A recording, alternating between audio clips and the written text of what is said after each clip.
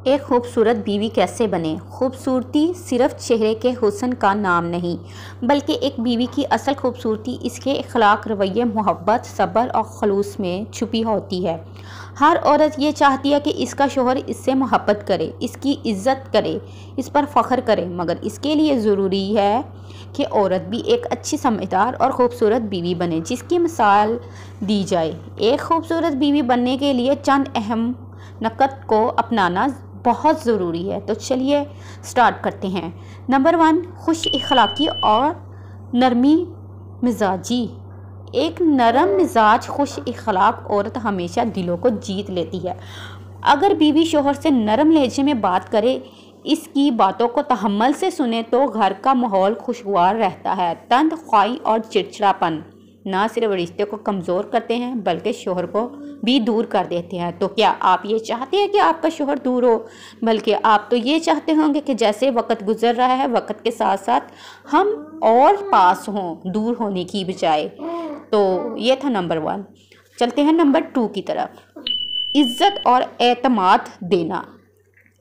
शोहर को इज़्ज़त देना और इस पर एतमाद करना एक खूबसूरत बीवी की निशानी है। बीवी को चाहिए कि वो शोहर की गैर मौजूदगी में भी इसकी इज़्ज़त का ख्याल रखे, इसके फैसलों की कदर करे और इस पर बिलावजह शक ना करे। एतमाद रिश्ते को मजबूत करता है और दिलों को जोड़ता है। तो क्या आप ये चाहते हैं कि हमारे दिल जुड़े रहें? मैं कहती हूँ कि हर औरत चाहती है कि हमारे दिल जुड़े रहें और इतने मजबूत जुड़ें कि कभी टूटे ना।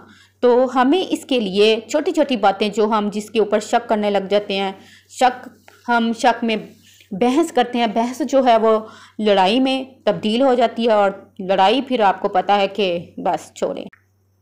नंबर 3, साफ सुथराई, रहन सहन। ज़ाहरी सफाई और ख़ुद को संवार कर रखना भी बीवी की खूबसूरती को बढ़ाता है। खुशबू लगाना, कपड़े साफ रखना और अपने आप को शोहर के लिए तैयार रखना मोहब्बत को बढ़ाता है। नबी करीम सल्लल्लाहु अलैहि वसल्लम ने भी फरमाया है कि तुम अपने आप को अपनी बीवियों के लिए संवारो जिस तरह वो तुम्हारे लिए संवरती हैं। तो कुछ औरतें होती हैं बाहर जाना हो तो सबसे पहले शावर लेती हैं और फिर तैयार श्यार होती हैं, अच्छे कपड़े पहनती हैं और फिर खुशबू भी लगाती हैं और बाहर बाज़ारों में जाती हैं। और घर में जब उनको देखो अचानक से चले जाओ तो उन्होंने कपड़े ऐसे पहने होते हैं कि जैसे वो घर की माँ ही होती है, काम करने वाली बाई होती है। ठीक है, तो ये गलत बात है। हमें बाज़ारों में जाने के लिए रेडी नहीं होना, हमें अपने घर में रहकर शोहर के लिए रेडी होना है। शोहर के आने का टाइम हो गया है, उसके लिए आप हल्का फुल्का सा, ये नहीं कि आप सच समझ कर रोज़ाना दुल्हन बनकर बैठ जाएं। आप सिर्फ इतना करें कि आप हल्की सी लिपस्टिक लगा लें, शावर लेके कपड़े पहन लें अच्छे से साफ सुथरे से और बालों की हल्की फुल्की सी लूज चुटिया बना लें और दुपट्टा ओढ़ लें। इतने में ही शोहर खुश हो जाएगा आपको देख के। चलिए चलते हैं नंबर 4 की तरफ। नंबर 4, एक खूबसूरत बीवी अपने घर की जिम्मेदार होती है। वो खाने पीने, सफाई, बच्चों की तालीम व तरबियत और शोहर की सहूलत का ख्याल रखती है। वो हर वक्त शिकवे शिकायत करने वाली नहीं, बल्कि शुक्रगुजार और सब्र वाली होती है। अब शिकवे शिकायत वाली औरत कौन सी होती है? शिकवे शिकायत वाली औरत वही जो नाशुक्री करती है और जिसको हर चीज़ मिल भी जाए तो वो फिर भी उसको एक आधी चीज़ ना मिले टाइम पे तो वो शिकवे शिकायत शुरू कर देती है। तो इस तरह की बीवियाँ भी बहुत बेसुकूनी फैलाती हैं घरों में। तो हमें चाहिए कि सुकून रखना। अगर कोई लेट सवेर काम नहीं हुआ, लेट हो गया तो उसको इग्नोर मारें, क्योंकि कोई भी फरिश्ता नहीं है, हर किसी से लेट सवेर हो सकता है। चलिए चलते हैं नंबर 5 की तरफ। नंबर 5, मोहब्बत और तवज्जो देना।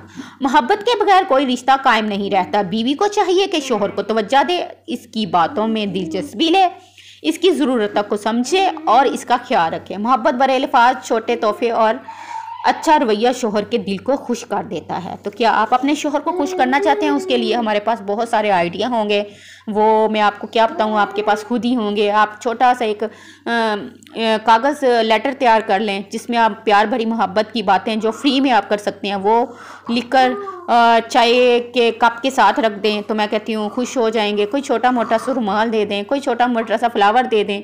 अगर ये भी नहीं कर सकते हैं आप, तो आप हाथ पकड़ कर कहें कि आप सारी ज़िंदगी जितना भी है आपने मेरा बहुत ख्याल रखा, आपके जैसा कोई शोहर नहीं होगा। तो मैं कहती हूँ कि शोहर कुर्बान जाएगा आपके। उनको पैसों की ज़रूरत नहीं होती, उनको आपसे कोई लालच नहीं होता, उनको प्यार भरी मिठास, आवाज़, बोलने की तरीकाकार उसकी ज़रूरत होती है। तो मैं कहती हूँ कि शोहर आपके ऊपर कुर्बान जाएगा। तो चलते हैं नंबर 6 की तरफ। नंबर 6, सब्र और माफ़ी का जज्बा। कितना प्यारा लाइन है ना ये। कोई भी इंसान कामिल नहीं होता, हर किसी से गलतियां हो सकती हैं। एक खूबसूरत बीवी वो होती है जो शोहर की गलतियों को बर्दाश्त करे, छोटी बातों को नज़रअंदाज करे और दिल बड़ा रख कर माफ़ कर दे। यही खुलूस और कुर्बानी रिश्ते को दरिया बनाते हैं। तो क्या आप ऐसा चाहती हैं कि हमारा जो रिश्ता है वो दरिया बन जाए? तो मैं कहती हूँ हर औरत चाहती है दरिया बन जाए, हमारा रिश्ता इतना डीप हो जाए कि हम ज़ुबान से तो क्या, आंखों ही आंखों में ऐसी बात कर जाएं कि हमारा शोहर समझ जाए, आंखों ही आंखों में हमारी हर चीज़ फरमाइशें पूरी होने लग जाएं। तो इसके लिए हमें अपने आप को काबिल बनाना है, ना कि हम अगले से उम्मीद रखें, हमें भी कुछ बनकर दिखाना है। तो कुछ छोटी मोटी जो गलतियां होती हैं उसको नज़रअंदाज करके हमें अपने रिश्ते को दरिया बनाना है। तो चलते हैं नंबर 7 की तरफ। नंबर 7, दीनदारी और नेक सीरत। कितनी प्यारी लाइन है ये, तो हज़रत मोहम्मद सल्लल्लाहु अलैहि वसल्लम ने भी बात की है। एक नेक सीरत दीनदार औरत अल्लाह की नज़र में सबसे खूबसूरत औरत है। नबी करीम सल्लल्लाहु अलैहि वसल्लम ने फरमाया, औरत से निकाह 4 चीज़ों की वजह से किया जाता है, माल, हस्बे व निस्बे हुसन और दीनदारी। बस तुम दीनदार औरत को तरजीह दो। दीनदार औरत, अब अगर बीवी दीन पर अमल करती है, नमाज पढ़ती है, शोहर को भी नेकी की तरफ बुलाती है, तो वो ना सिर्फ दुनिया बल्कि आखिरत में भी कामयाब होगी। तो इसको दीनदार औरत कहते हैं, ना कि दुनिया को खुश करने में लगी है, अपने दीन का उसको पता नहीं है, अपने बच्चों की तरबियत की दीन का उसको पता नहीं है, तो वो भी एक गलत बात है। इसलिए दीनदार औरत बनना भी लाजमी है। एक खूबसूरत बीवी वही होती है जो दिल से शोहर का साथ दे, इसकी ज़िंदगी आसान बनाए, घर को जन्नत का नमूना बनाए। ऐसी बीवियों के लिए शोहर खुद ब खुद फ़ख्र महसूस करते हैं। क्या आप अपने ऊपर अपने आप पर फ़ख्र करवाना चाहते हैं तो अपने आप को इस काबिल करें। अगर हर औरत ये नियत कर ले कि वो अल्लाह की रज़ा के लिए एक अच्छी बीवी बनेगी, तो यकीन ना वो दुनिया की सबसे खूबसूरत औरत कहलाएगी। यकीना आपको ये टॉपिक अच्छा लगा होगा। ये बहुत ही डीप लाइन टॉपिक था जो कि आपको बहुत समझ आया होगा। ये छोटे छोटे टॉपिक जो है, इससे इंसान बहुत कुछ सीखता है। बहुत सारी औरतें हैं जो कि दुनिया में बहुत ज़्यादा मसरूफ़ है, अपनी कामों में इतना मसरूफ़ किया हुआ कि वो कुछ ऐसी बातें भी उनको नहीं पता कि जो हमने दीन के हवाले से सीखनी है, जो अपने शोहर के लिए दीन के हवाले से सीखनी है, और फिर ज़िंदगी आसान लगती है। तो इस तरह की बातें भी हमें सीखनी चाहिए दीन के हवाले से भी। तो बस इंसान को आस्ता आस्ता ही समझ आती है कि कहाँ पे हम गलत हैं और कहाँ पे हम सही हैं। तो उम्मीद है आपको खूबसूरत औरत के लिए कुछ चंद बातें जो मैंने आप लोगों के साथ शेयर की हैं वो पसंद आई होंगी। खूबसूरत औरत बनने के लिए हमें ये 5-6 जो तरीके मैंने शेयर किए हैं ये अपनाने होंगे। अगर ये आप अपना लेंगे, यकीन मानेंगे शोहर आपके ऊपर फ़ख्र करेगा। शोहर मीटिंग में कहीं बैठा होगा, कहीं गैदरिंग में आप लोगों के साथ बैठे होंगे तो शोहर आपकी तारीफ़ करेंगे।